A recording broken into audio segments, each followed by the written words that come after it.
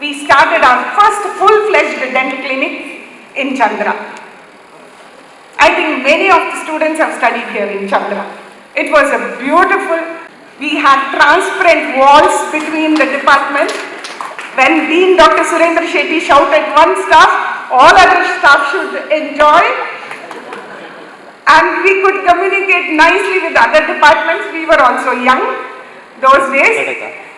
And then students used to exchange all sorts of, signs and symptoms through their handwork, good handwork.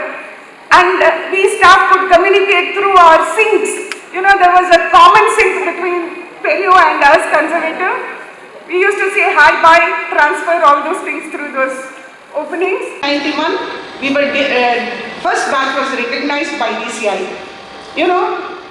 The first batch was basically trained by Dr. Kamath. All of you must be remembering him. We owe a lot, the Department of Conservative Dentistry and MCOTS owe a lot to this man. Great. We have alumni meet often to rejuvenate our old memories and your old memories, to meet our old close friends and teachers, showcase institutional development, strengthen alumni institution bond. And dear alumni, our institution must have given you unforgettable memories, isn't it?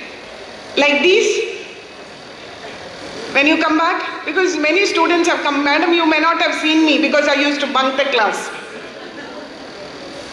So gossips, mostly in men's hostel, late night hostel entries, hostel fun, all these things. Must be giving you very nostalgic memories. Fun you had during dental weeks, sports day. So, I request my dear alumni, do not forget your grassroots. You are the backbone of our institution, serving the society nationally and globally. You help us put our institution in the map of global spheres. Only you can create positive or negative, because various international accreditation societies send mails to our students, alumni. Please give good positive feedback. Don't be lazy, okay? So just answer, because that gives us, and that makes your institution getting a better rank globally. So you can create employment for our students.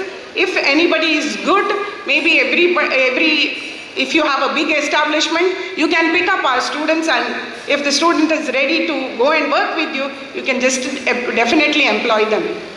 You have created a meaningful and significant identity for the institution, being our brand ambassadors. And take part in the development, help your institution. I am from GDC Bangalore. So every year we have a meet, and then we just contribute whatever way we can. May not be in big, but every small way you contribute, it becomes a big this thing. I'm not saying that Manipal needs money. It is just the contribution of alumni gives us a credit point, because that helps us to grow bigger. How much of alumni? Alumni is a greater part. That is why we are concentrating on alumni now. Because basically alumni, what gives back to the institution, that gives additional feather to our cap. Even professionally, you can come and give a speech or one lecture you can give and share your knowledge and skill, which will help our students. Sponsor endowment lectures, you can do it for your favorite teacher. International collaborations, if you are internationally established, please help us for the international collaboration. Some of the students who are in the universities abroad can definitely help us to get the international collaboration, and we can exchange lot of things, research and other student exchange programs, etc. Be a part of our green environment of Manipal, contribute as a garden or whatever, maintenance of the garden, etc., etc. Upgrading college facilities, you can donate a chair. Alumni mentoring, you can do it. Provide on the job shadowing opportunities of our students. Provide good feedback whenever Various ranking societies come and approach you. Assist in the admission process. Send your children. You don't have to call your neighbors and tell. Help community volunteer projects. We have a lot of public health projects which are going on. You can just sponsor some of the projects. Yes. Thank you. Thank you. I would like to present our guest speaker with a small memento.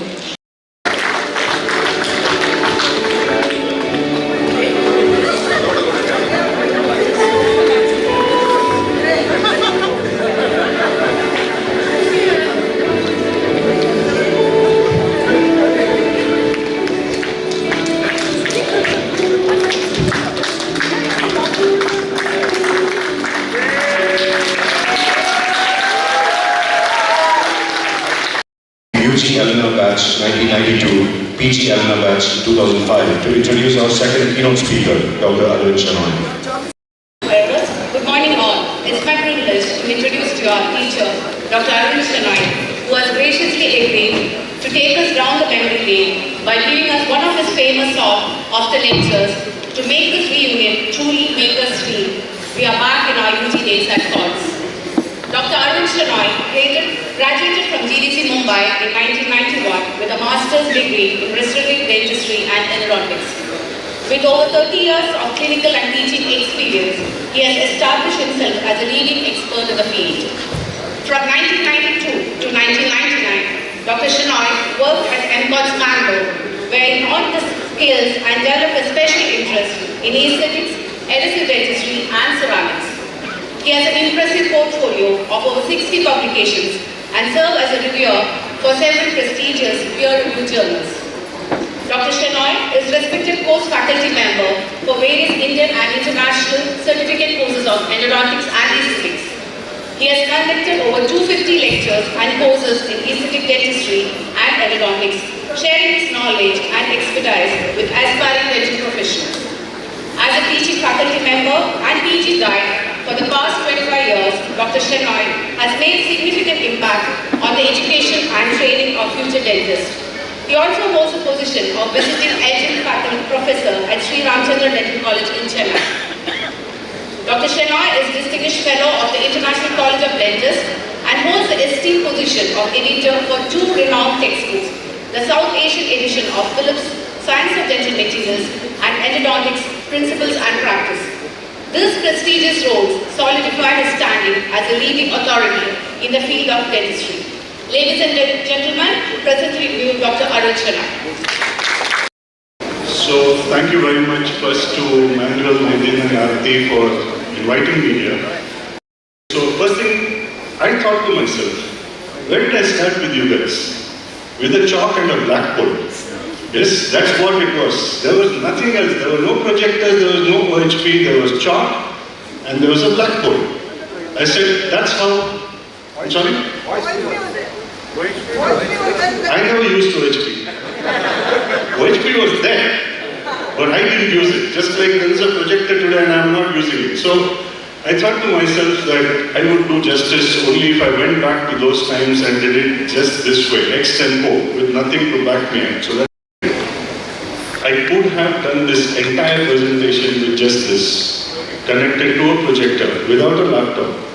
That's all you need today, a phone. You could use it as a video camera, I could record something and project it, I could record my presentation and project it, everything could be done with a phone. I wouldn't even need a projector. Why am I telling you this? I was asked to speak on the future direction of dentistry. And where we are today is there are foldable projectors which I could just plonk down there, connect it to my phone, and I would have brought the equipment myself for presentation as well as projection. That's where technology. I don't think Chandra building has ever been described as romantic. That was interesting. Okay. That's really interesting. And I don't know what facets she was looking at when she called it romantic. Okay? But one thing I do take offense to is she said we were young. I'm sorry, we are young. So, talking about old times, just a couple of minutes, I think we would be seriously remiss if we did not remember the most handsome man of our times, Dr. Premanand. A big round for him. And the reason I bring this up, it's also something to do with the future, is I started my career with Kunda in 1992. And I want you all today in established positions to think of yourselves also as mentors. My life today, my career today, where I am today, if I am standing and speaking here, has begun because of the mentorship of Dr. Surendra Shetty and Dr. Premanand. Two people who saw me when I was young. I was a bacha, I was kacha. But they saw the potential and they said, hey, you know what? You probably can do something and we are there. We will stand behind you. We will watch you grow. They could just as well as said, hey, you know what? I am the boss. I don't want you to grow. I want you to stay below. I will keep you down. It could have gone either way. But my career trajectory is here today because of these two mentors. These two people who brought me here today. So I would really like to thank them for that. Sometimes in life, the things you learn which are most important come from the most ridiculous of sources. So two sources I'm going to tell you. One of them which really rules my life today has come from a really stupid James Bond movie. So there was a James Bond movie starring Pierce Brosnan, and there was this beautiful French lady called Sophie Marceau. And she and the villain, whose name I don't remember, my wife would have proudly told you today, pretty female, he remembers the name, stupid villain, he doesn't. Fine, so be it. But in that movie, both the villain and the villainess made a statement. There is no point in living if you can't feel alive. Let me repeat that. There is no point in living if you can't feel alive. And I think that has become my motto in life. There is really no point having a life if you don't feel alive every single day. By the way, I think it's the first time ever I have seen Sherry Mukkada embarrassed today on stage. You see those pictures, I'm sure you will see that. He was actually turning red. Anyways, the second statement which I picked up is from a book by Arthur Haley called Hospital. Now, I'm sure most of you haven't even heard of a guy called Arthur Haley. But he used to write books on professions, so hotel, hospital, that way. Airport, I think, was one more. So in one of his books on hospital, there was a statement, see one, do one, teach one. It's very, very simple, but it's very, very profound. See one, do one, teach one. I took that to heart. Most of you all would have seen, even to date, as long as I was teaching in a college, I used to try and give a demonstration. The idea was, you see it being done, and you believe that you can do it. And then you go ahead and do it. So it's the see one, the do one. But what I am encouraging all of you to do, because today you all are all in big positions yourselves. Many of you all have surpassed us. What I need you to do is teach one. That is very important. You have learned, or I learned from 32 years of making mistakes. But I learned from those mistakes I got here. What I can do when I teach you is make sure you don't make those mistakes I made over 32 years. And that's a big thing. So I would really want you to go there and do that. Teach one. In whatever little way you can, in your clinic or in your hospital or in your college or wherever. No, it's okay. So, taking a bit from what Dr. Kunda spoke, and my apologies in advance if some of you may not like, but I speak from my heart and that's what I was called here for. So, what has happened, I have seen over the last 10 years especially, is universities per force have been pushed into this quest for rankings, for publications, for NAC, for NIRF, for university global rankings. There is an incredible amount of pressure for that. And I understand that. And I understand the importance of research and all that. But what I say is, there is something in life called tangible and intangible. Let me explain this to you. Okay, so if I told you I was in the gym yesterday, you may find that very hard to believe. But just take my word for it. So yesterday in gym was something called leg day. Anyone of you all has gone to the gym and done leg day? So leg day is like squats, leg push, Okay, sumo squats, leg curls, leg extensions. It's the toughest today. So imagine you are holding a barbell with 50 kilos weight and you're doing 10 squats. And you look at the watch at the end of it and it says 14 calories. I mean 14, 1, 4. Imagine 50 kilos, sat down 10 times and got up. And what did you get? 14 calories. So at the end of 45 minutes of a strenuous workout, I looked at my watch, it said 141 calories. Okay, that's 25 grams of salted peanuts. That's a quarter piece of cake. That's what I got for 45 bloody minutes of doing all this crap. Okay, now that is what we call tangible. I got 141 as a figure, which is tangible. But what is intangible? Every squat I did, every single muscle of my body got worked out. Right from my shoulders to my biceps, to my triceps, to my backs, to my glutes, to my quads, to my hammies, every single muscle. That is what a squat gives you. That is the intangible result. That is what you are benefiting without a figure being attached to it. Why is this relevant in terms of dentistry? NIRF ranking gives you a tangible result. NAC ranking gives you a tangible result. But what is really important for me is what is the quality of the student who passes out at the end. That is an intangible result. There is no quantification for that.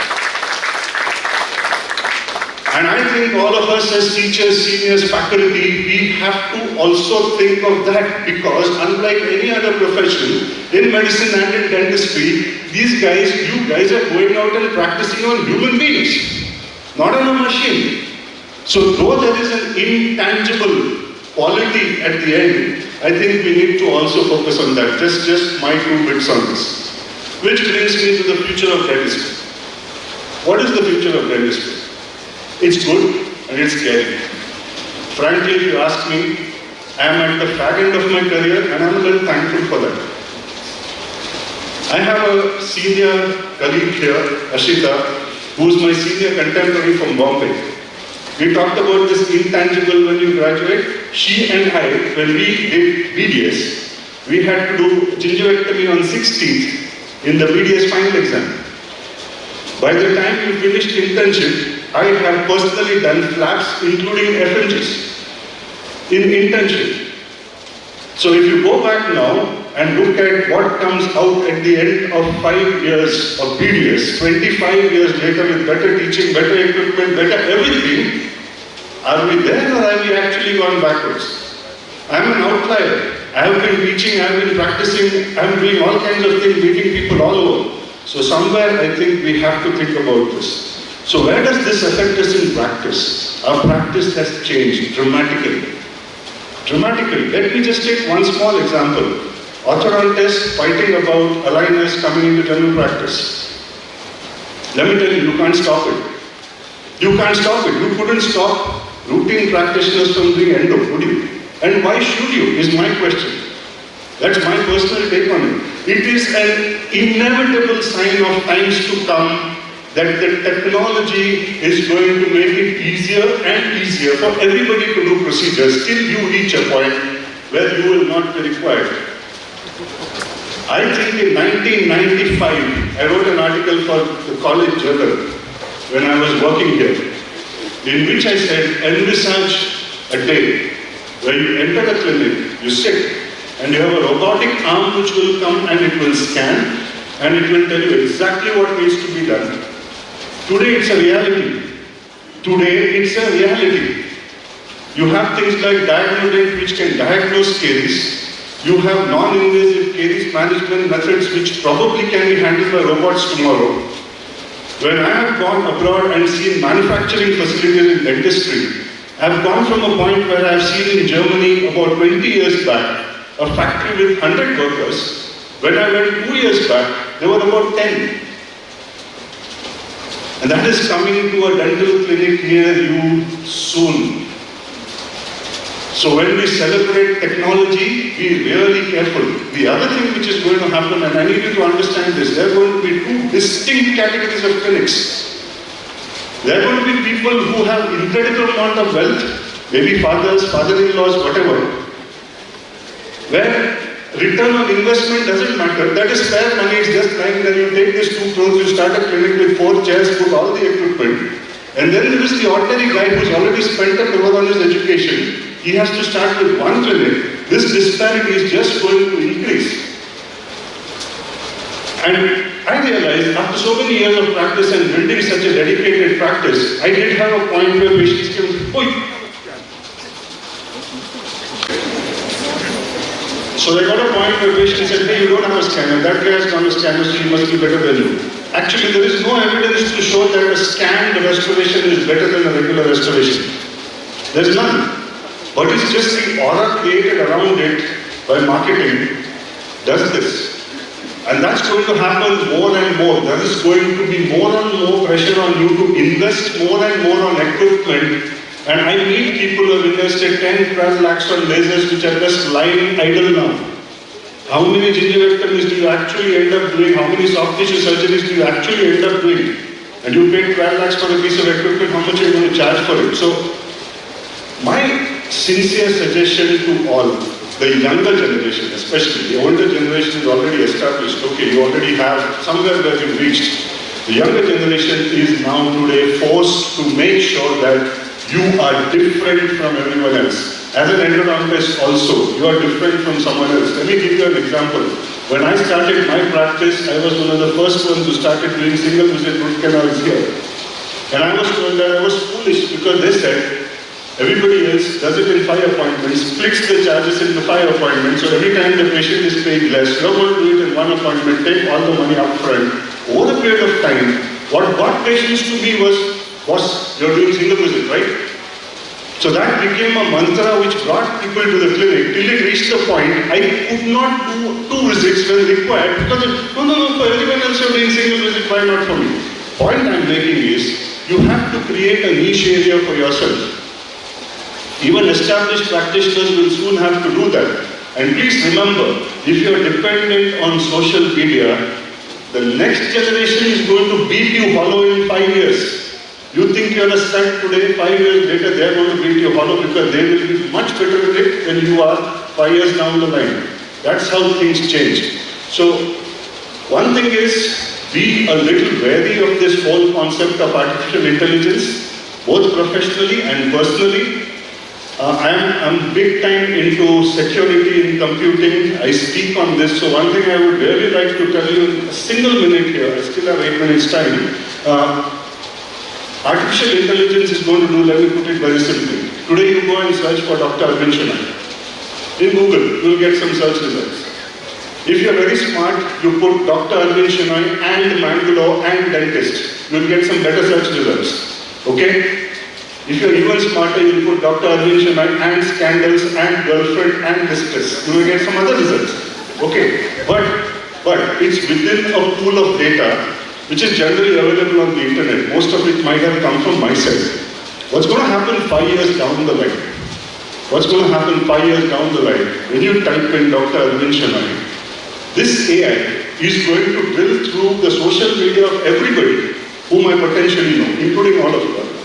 So today some of you may have taken a photo with me and posted it and tagged it on your Instagram.